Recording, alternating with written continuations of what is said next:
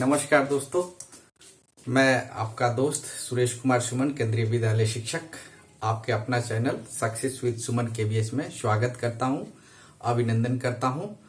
और मैं यह आशा करता हूं कि आज जो डीएसएसबी का सिलेबस मैं बताऊंगा और जिस तरह से मैं इसके लिए स्ट्रैटेजी बनाऊंगा, इसमें आपके सीटेट और यूपी टेट को भी इंक्लूड करूंगा। थोड़ा थोड़ा अंतर है, उस अंतर को बताते हुए मैं सब्जेक्ट वाइज, टॉपिक वाइज ऐसा विश्लेषण करूंगा कि आपको ऐसा एहसास नहीं होगा कि आप बहुत सारा कुछ जान गए और बहुत डिफिकल्टी से आप बच गए। अर्थात आपको सरल से सरलतम रूप में मैं हर सब्जेक्ट को इस हिसाब से पढ़ाऊंगा, मैथ्स को, इंग्लिश को, हिंदी को, इसके साथ रीजनिंग को मैं उतना ही पढ़ाऊंगा जो आपके एग्जाम के लिए सबसे कारगर साबित होगा। तो सबसे पहले दोस्तों, आज मैं डीएसएसबी के सिलेबस के बारे में आपसे चर्चा करूंगा कि पीआरटी के लिए आपको क्या क्या सिलेबस होगा, टीजीटी के लिए क्या होगा और पीजीटी के लिए क्या होगा। और एग्जाम के नेचर को समझना सबसे जरूरी है, क्योंकि डीएसएसबी टीचिंग में एक ऐसा एग्जाम है जो निगेटिव मार्किंग बेस्ड होता है और आपको ध्यान में रखना है कि इसकी negative marking 0.25 each wrong question पे आपको आपके अपने नंबर जो पहले से आप सही क्वेश्चन से प्राप्त किए हैं, गलत क्वेश्चन की वजह से उस नंबर में से भी आपको लूज करना पड़ेगा, आपको खोना पड़ेगा।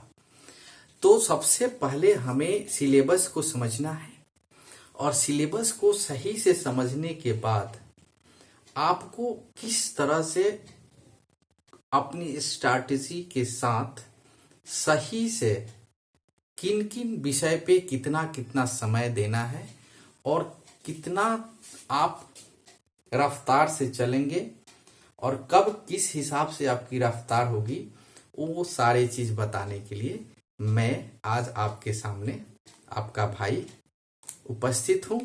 और मैं यह आशा करता हूं कि आज के बाद हमारे जितने मित्र जो इंटरव्यू दे रहे हैं वे अभी इंटरव्यू की तैयारी करेंगे, उनके लिए अलग से मैं इंटरव्यू का सेशन लेकर आ ही रहा हूं, उनके लिए डेमो टीचिंग में लेकर आ रहा हूं। अभी मैं उन भाई बहनों के लिए, अगर आपके पास इंटरव्यू से समय बचता है तो मैं यह कहूंगा कि आप साथ साथ इसको भी चलाइए। अगर नहीं बचता है, अगर आपको कंफर्टेबल फील नहीं होता है, तो मैं आपको सलाह दूंगा कि आप अभी इंटरव्यू पे ही फोकस करिए। लेकिन उन दोस्तों का, उन मित्रों का, उन भाइयों का और उन बहनों का जिन्होंने थोड़ा सा नंबर से चूक रहे हैं या थोड़ी सी उनको डाउट हो रहा है, उनके लिए मैं आज से इस सिलेबस बताकर और क्लास का शेड्यूल मैं बनाना शुरू कर दिया हूं और किस हिसाब से किस समय पूरा एकदम डिटेल्स, एक एक पॉइंट्स, पेडागोजी में कौन क्या है, किसने क्या सर्च किया और ये 5 यूनिट्स क्या है, इतने शॉर्ट, इतने ट्रिकी और इतने मधुरता के साथ मैं आपको बताऊंगा कि दोस्तों आपको बिल्कुल लगेगा कि आपका सिलेबस भी खत्म हो गया और आपको पता भी नहीं चला। उसको बार बार रिवीजन करना है, क्योंकि डीएसएसबी का जो DSSB का जो सिलेबस है पेडागोजी का, वो बहुत डेप्थ है और इसके क्वेश्चन के नेचर केवीएस से थोड़ा अलग है। तो अगर आप DSSB, यूपी टेट, अगर आपको सीटेट का भी कोई दिक्कत है तो शेड्यूल को इसको फॉलो करिए और मैं यह आपको 100% गारंटी के साथ कहता हूं कि अगर आप मेरे क्लास को देखना और लिखना और साथ साथ उसको समझना अगर शुरू कर देते हैं तो मुझे नहीं लगता कि आपको आगामी कोई भी टीचिंग एग्जाम में आपको किसी प्रकार का दिक्कत होने वाला है।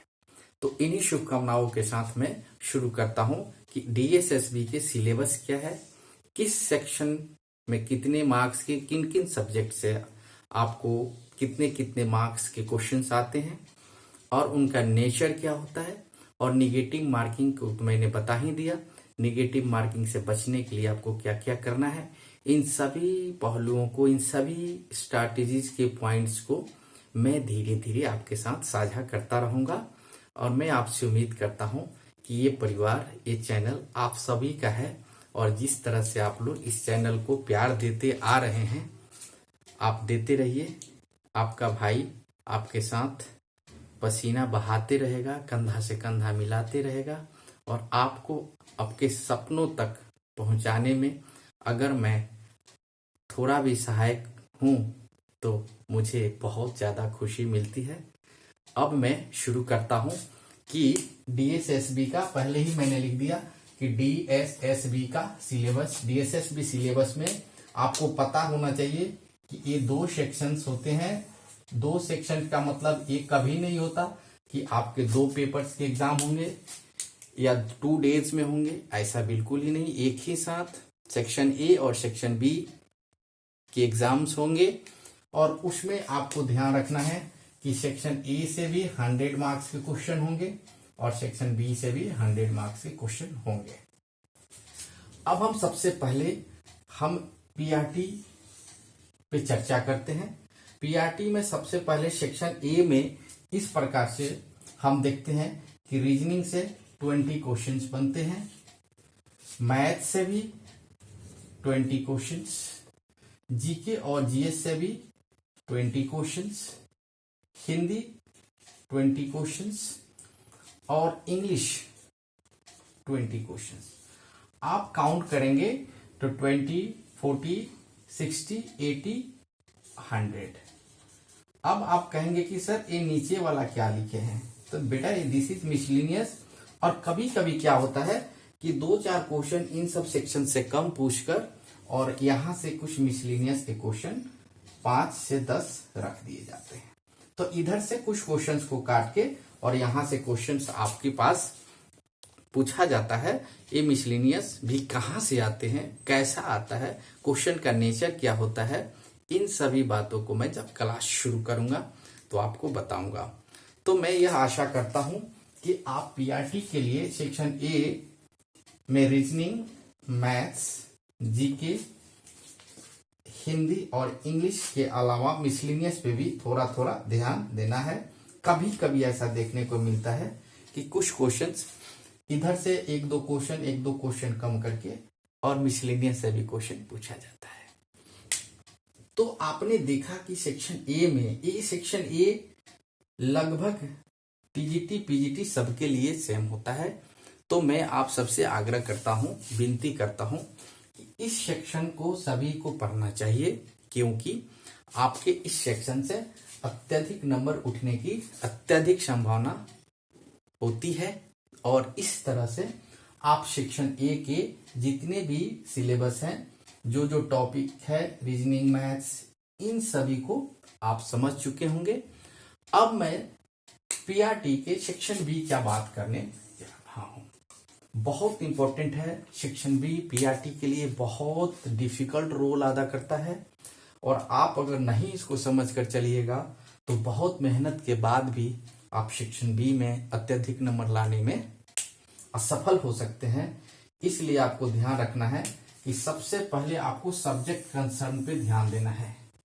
सब्जेक्ट कंसर्न में आपको ध्यान देना है कि सब्जेक्ट सबसे जरूरी है और यहां से बहुत क्वेश्चन बनते हैं, लगभग 75 क्वेश्चन आपको बनते हैं यहां से। तो यहां से सब्जेक्ट कंसर्न के सारे क्वेश्चंस को देखना है। सब्जेक्ट कंसर्न में आपके पूरे एनसीईआरटी के साथ साथ और क्या क्या पढ़ना है, इस सब में आपको डिटेल्स में जब क्लास शुरू करूंगा तो बताऊंगा। लेकिन सबसे पहले ध्यान रखेंगे सब्जेक्ट कंसर्न, पेडागोजी यहाँ पे भी आएगा।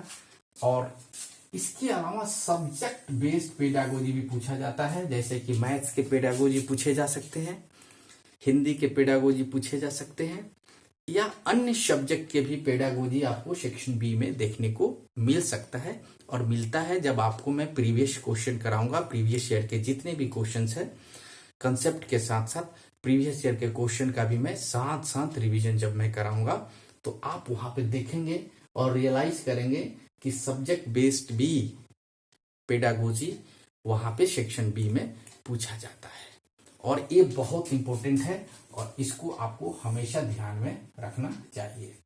इसके बाद इसमें NIOS की बुक को पढ़ा जाता है, प्रेफर किया जाता है। बुक नंबर 501 और 502 के साथ साथ और भी कुछ नंबर्स हैं जो मैं आपको बताऊंगा। और यहां से अगर इतना पढ़ लेते हैं तो मैं यह कहने में बिल्कुल भी नहीं हिचकिचा रहा हूं कि आपका सिलेक्शन DSSB में किसी से नहीं रुक सकता है। क्यों? क्योंकि जो भी आप स्टेप बाय स्टेप स्ट्रैटेजी और ईमानदारी के साथ निष्ठापूर्वक मेहनत करेंगे तो उसका एक ही फल मिलेगा आपको, आपकी सफलता।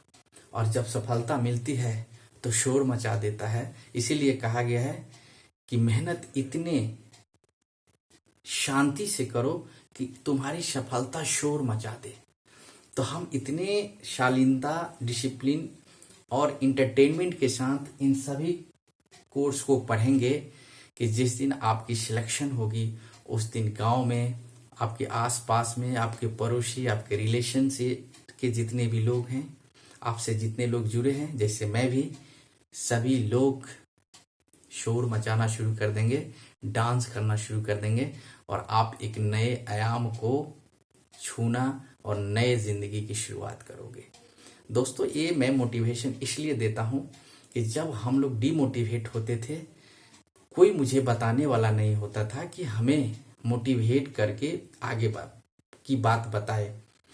तो मैं जो जिन चीजों को फील किया हूं, यह मैं आपके साथ इसलिए साझा करता हूं कि आप हमेशा एनर्जेटिक और स्ट्रॉन्ग हंसते रहिए, मुस्कुराते रहिए और अपने स्ट्रैटेजी और लक्ष्य के प्रति हमेशा निरंतर प्रयास करते रहिए।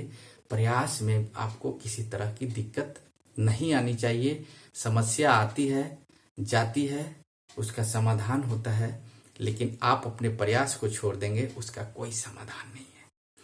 तो दोस्तों, इस तरह से आपने देखा कि PRT का किस तरह से सिलेबस है और PRT के इतना ही सिलेबस से आप DSSB के एग्जाम क्रैक कर सकते हैं। ये मेरी पूरी गारंटी है, विश्वास है। उसी तरह से TGT में भी आप देखते हैं कि जितने भी ऑनर्स के पेपर्स होते हैं, science, math, SST, Hindi, English, Sanskrit and all subjects, इसके लिए एक चीज आपको हमेशा याद रखना है कि आप D.Ed या B.Ed पर TGT और PGT के लिए यू नीड B.Ed। TGT के लिए आपको CTET पेपर 2 और PRT के लिए आपको CTET पेपर 1 एवं 2 में से कोई भी एक पास करना अनिवार्य है। और आपको इतना अगर आपके पास डॉक्यूमेंट्स क्वालिफिकेशन है तो आपको DSSB में आने के लिए निमंत्रण देता हूं। और आप DSSB की तैयारी करिए, UP टेट की तैयारी करिए। CTET में भी अगर आपको जुलाई में अत्यधिक मार्क्स लाना है तो अपने भाई के साथ जुड़िए।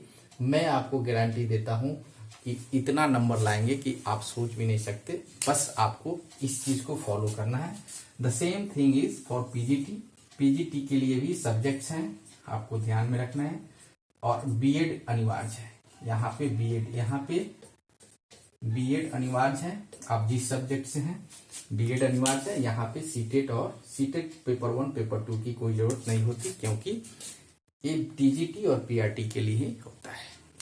तो दोस्तों, आपको ये बात समझ में आ गई कि सिलेबस क्या है और इसकी प्रिपरेशन कैसे करेंगे। और जिन दोस्तों को अगर इसमें जिन सब टॉपिक में दिक्कत है, चूंकि हम टॉपिक वाइज ही पढ़ाएंगे, तो मुझे आशा है कि आप उसको फॉलो करेंगे। आपको कहीं पे भी किसी तरह की परेशानी नहीं होगी, ये मेरी वादा है। अब मैं नेचर ऑफ एग्जामिनेशन के बारे में आपसे चर्चा करूंगा। तो nature of examination is negative marking base होता है और -0.25 each correct question each incorrect question से आपके करेक्ट क्वेश्चन से 0.25 चला जाएगा। अर्थात आप एक क्वेश्चन सही किए तो 1 नंबर, दूसरा क्वेश्चन गलत किए तो यहां से आपका 0.25 माइनस हो जाएगा, आपको 0.75 ही नंबर कंसीडर किया जाएगा। अर्थात आपने थोड़ा ऊपर चढ़कर नेगेटिव के चलते नीचे स्लिप कर गए। तो इसका पूरा ध्यान रखना है, और जब भी हम इसका चर्चा करते हैं तो आपको ध्यान में रखना है कि nature of this examination is negative. और ये हुआ आपका सिलेबस का पूरा विश्लेषण, पीआरटी का, टीजीटी का और पीजीटी का। मैं आशा करता हूं कि आप इसको समझे होंगे, और इस पे कहीं पे भी डाउट होगा तो आप अपनी डाउट कमेंट के माध्यम से हमें लिख सकते हैं, भेज सकते हैं। हम आपके कमेंट का हमेशा रिप्लाई करते हैं, और कहीं पे भी किसी तरह की अगर आपको परेशानी होती है आप कमेंट के माध्यम से मुझे अवगत कराइए। मैं उस परेशानी को आपके साथ मिलकर दूर करने का बहुत कोशिश करूंगा, ताकि आप अपने लक्ष्य को प्राप्त करने में सफलता प्राप्त करें, और आप इस तरह से इन टॉपिक्स पे ध्यान दें। दोस्तों, तो ये बात हो गई आपकी डीएसएसबी की और डीएसएसबी के सिलेबस। अब मैं आप सभी से यह आग्रह करता हूं कि आप इस चैनल को प्यार दे रहे हैं, प्यार दीजिए और बड़ा परिवार करिए। एक एक सदस्य आते हैं, उनका अभिनंदन और स्वागत करता हूं मैं। और हमेशा से जिन मित्रों के माध्यम से आप लोग आते हैं उन सभी मित्रों को भी मैं स्वागत करता हूं और अभिनंदन करता हूं। मैं सुरेश कुमार सुमन, केंद्रीय विद्यालय शिक्षक, आपके अपना channel success with Suman KVS में हमेशा आमंत्रित करता हूं। आप उन छात्रों को जरूर इस चैनल को बताएं जिन्हें हमारी जरूरत है और मुझे उन्हें जरूरत है। तो इन्हीं शब्दों के साथ आज का मैं यहाँ पे सेशन को एंड करूंगा, और आप लोग हमेशा हंसते रहिए, मुस्कुराते रहिए, स्वस्थ रहिए, और अपने मम्मी पापा को खुश रखिए, आसपास में साफ सफाई रखिए, और आप अपनी व्यक्तित्व को ऐसा विस्तार करिए जिससे आपके आसपास में कोई भी नारी सुरक्षित महसूस करे, और आपका छोटा भाई आपसे प्यार और बड़ा आपसे स्नेह का अपेक्षा रख सके। इन्हीं शब्दों के साथ आज मैं यहीं पे रुकूंगा। तब तक के लिए सबको नमस्कार, जय हिंद, जय भारत।